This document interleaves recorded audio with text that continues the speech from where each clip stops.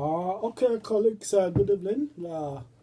During our last discussion, we have completed the topic on organizational climate. Today, we'll start with a very important, relevant,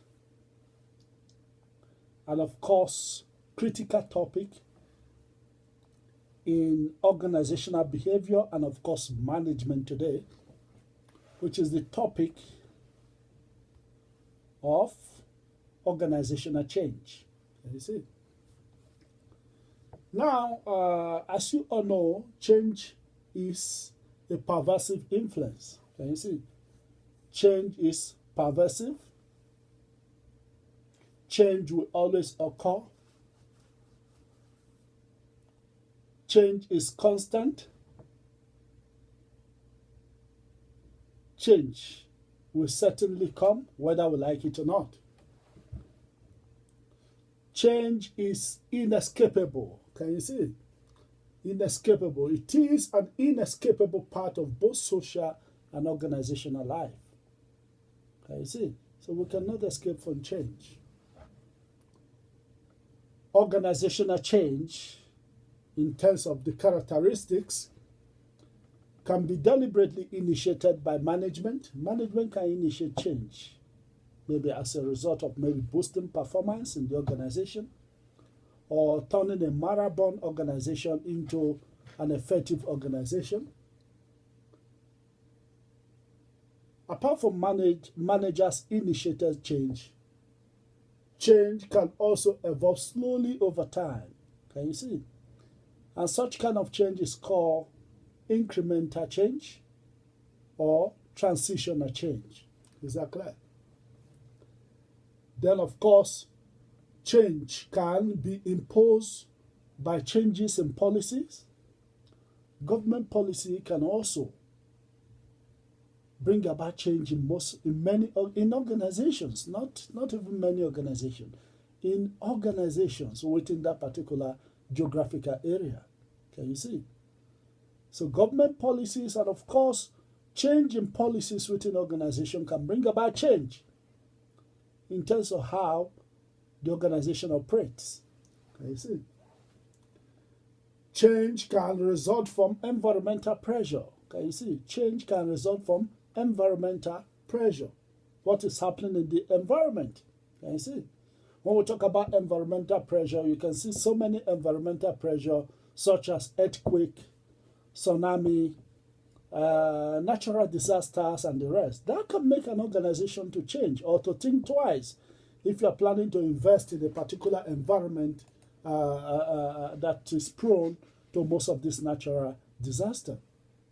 Now, when we talk about the wider environment in terms of change, at least you can see now what we are facing today, the COVID-19. And you can see how everybody have changed. Can you see? Everybody have changed the way they do things. The other day, I was driving outside and I saw a lot of people covering their nose. Even the beggar was covering his nose. The old woman covering her nose. The old man covering his nose. Everybody is now covering their nose and their mouth. And in fact, the reality dawned on me that the world has really changed. And I think I did mention it in some of my Facebook comments, that the world has really changed and the world will never be the same again. Can you see? After the COVID-19. Can you see? So we have to learn how to live a different life. Can you see? So that is change. Can you see? That is change. Now you come back to your home from maybe from outside or from shopping. You have to wash your hand. Can you see? You have to wash your hand always. These are things we don't do normally before. We only wash our hand when we want to eat. Can you see? That is now a new dimension. You have to now be very vigilant in terms of putting your hands on your nose or on your eye. You have to ask yourself, have I washed my hand before I started touching my eyes? These are also part of change. as a result of the environmental pressure. Can you see? And in terms of environmental pressure, like I told you, organizations are no more operating within a national environment, they are operating within a global environment. So what affects America will affect South Africa, and what affects China will affect Africa. Can you see?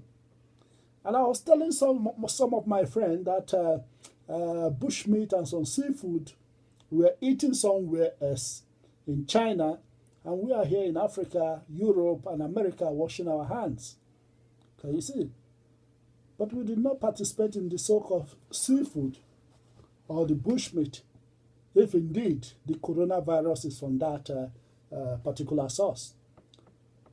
Because there are so many conspiracy theories, there are so many arguments whether in actual fact, whether it was actually from the so-called seafood, the bat, and all the rest that the Chinese people consume. So, we're still talking about result from environmental pressure. So, pressure within our environment, pressure within the global environment can force us as an organization to also change. Can you see now that I'm delivering my class through electronic media? Can you see? That face-to-face contact, that play, that joke we normally have in our classes is no more there. Can you see? But these are new ways. Some few years ago, I never knew that I would be talking to myself, delivering lecture to my students in their own homes. Can you see? For instance, if some children are passing now, hearing me talking, they may think, oh, what is wrong with this man? Is he becoming mad? Can you see? So that is the new dynamics. Can you see? That is the change that I have to implement in order to deliver the lecture to you. Can you see?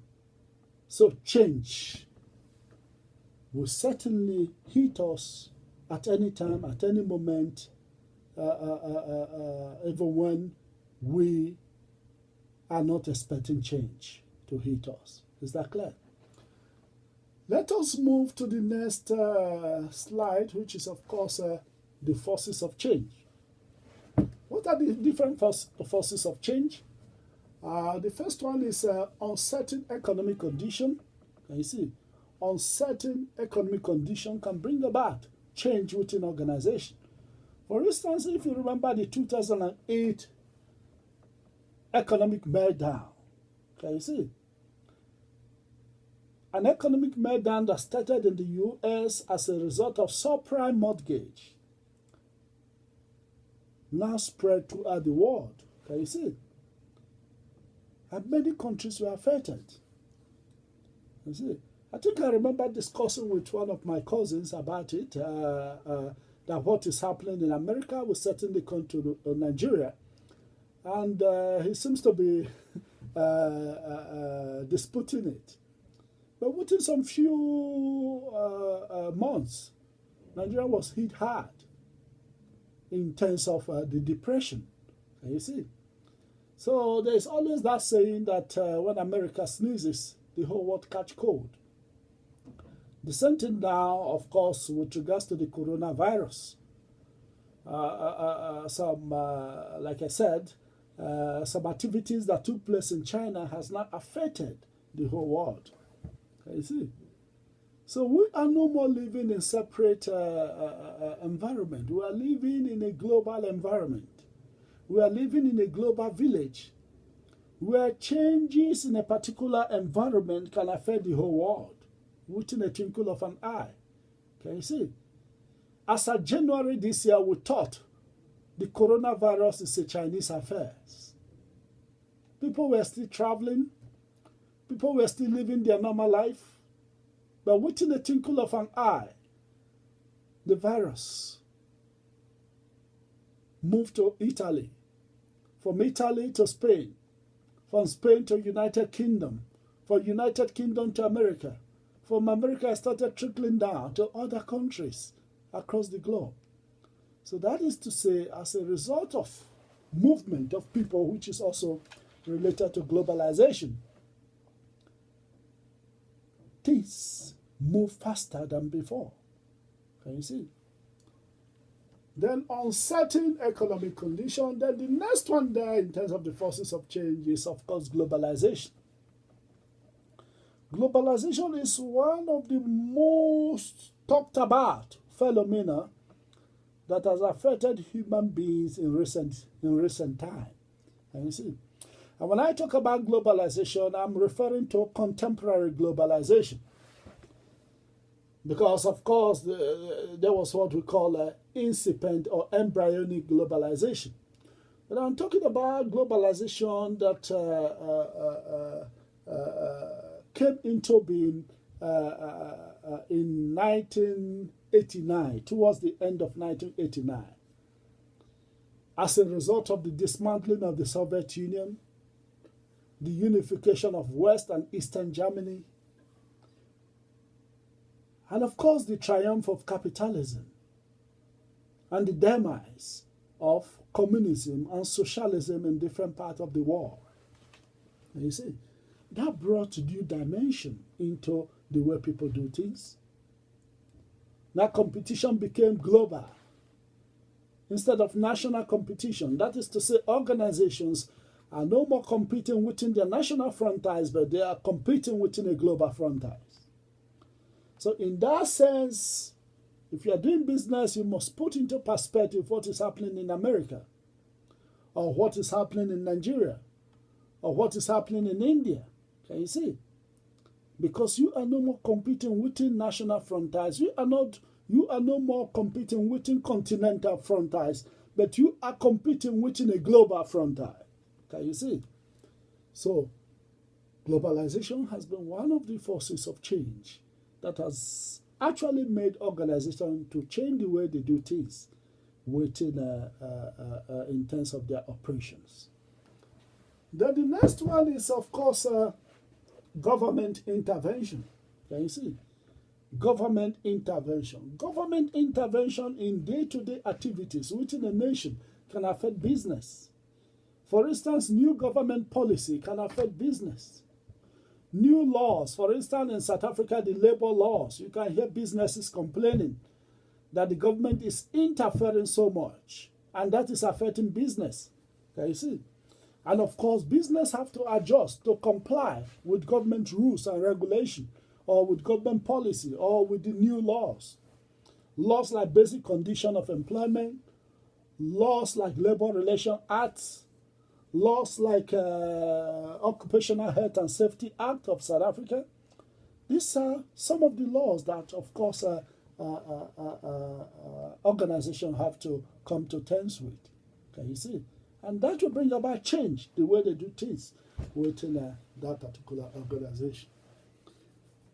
Another force of change is, of course, the political interests. Can you see? Different governments have their political interest. Can you see? For instance, if you take into perspective South Africa during the apartheid era, there was that political interest of segregation. Can you see? But of course, also within the period of ANC, there's a political interest of unification, but also to redress the legacy of apartheid. Can you see? So that becomes their political interest, which of course the former oppressors also feel that they are also victims. Can you see? So these are all different political interests. So different parties, political parties, have their own interest. So if a party is socialist oriented, certainly they will move the agenda of socialism. If a party is capitalist oriented, they will certainly move the agendas of capitalism. Can you see? So it depends on the interest. What is the interest of a political party? That also can also bring about change in organization, the way organizations do things. Can you see? Then another aspect there is also scarcity of natural resources.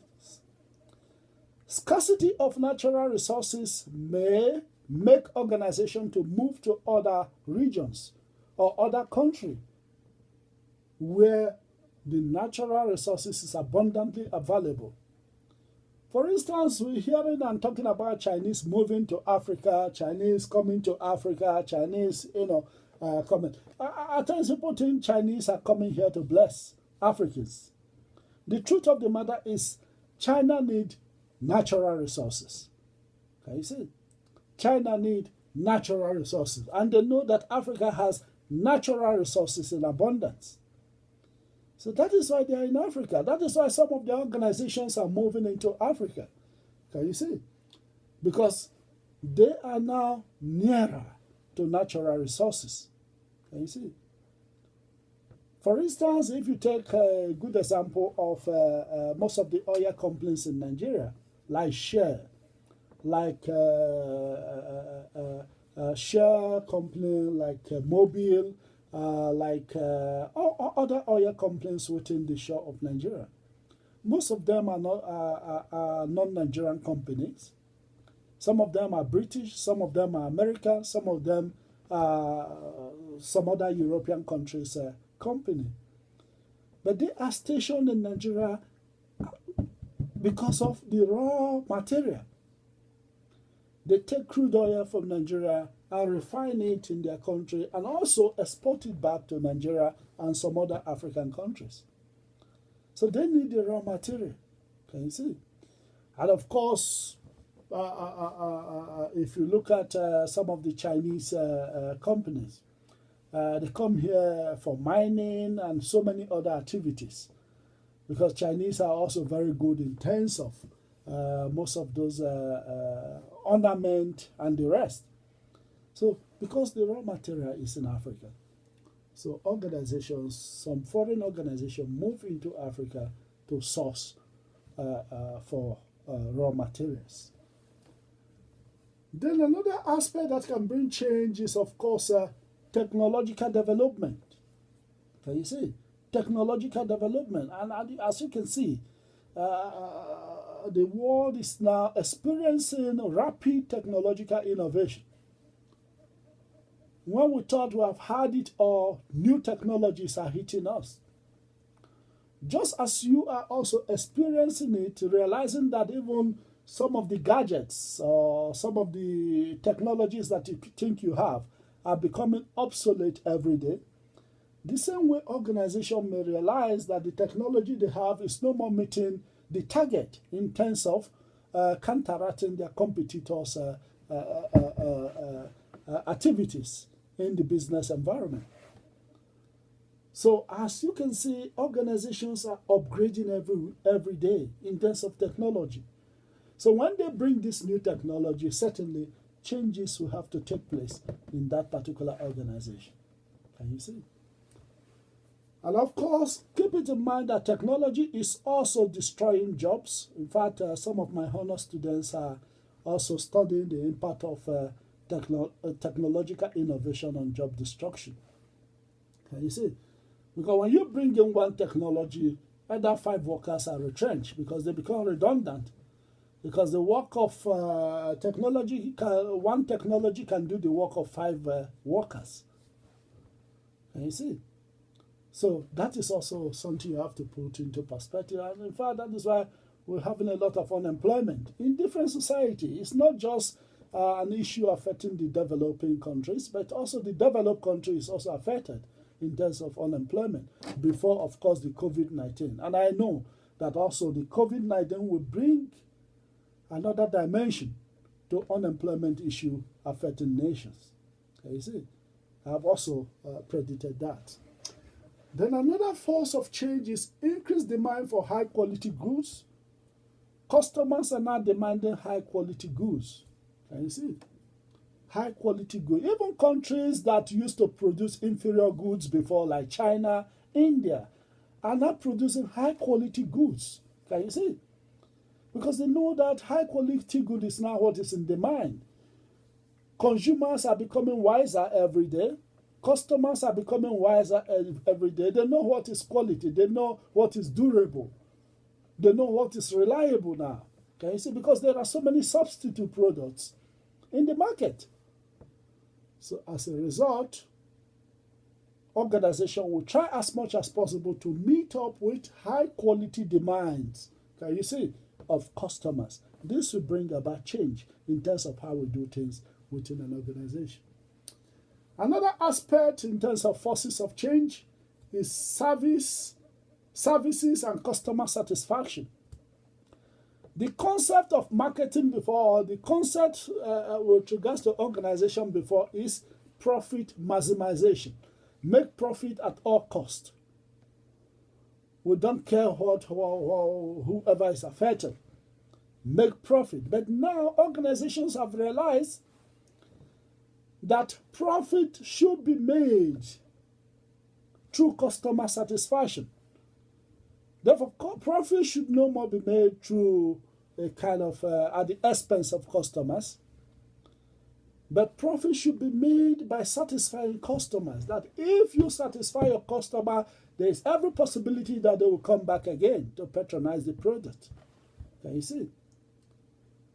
And if you fail to satisfy them, there is also possibility that they will go for the substitute products, other products. Can you see?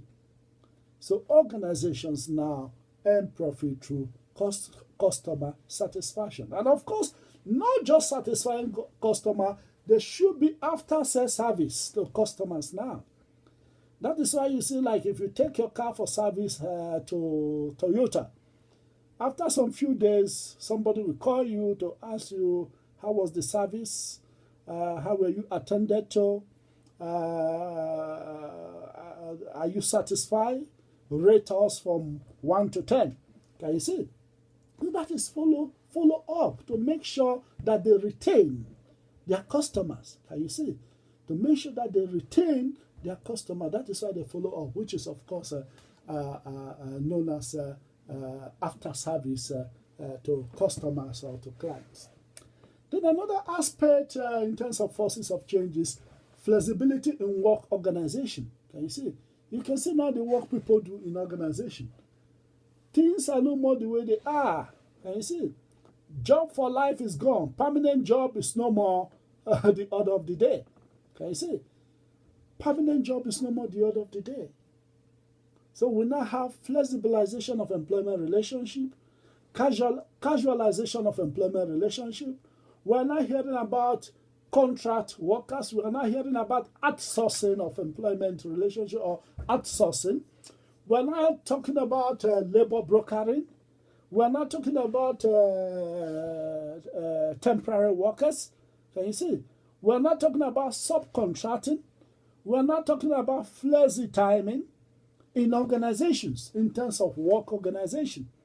So these are new dimensions that organizations have to come to terms with, and also try their possible best to change according to the new realities or the dynamics. Is that clear? Then the next aspect is changing nature of the workforce. Changing nature of the workforce. The composition of the workforce have changed astronomically.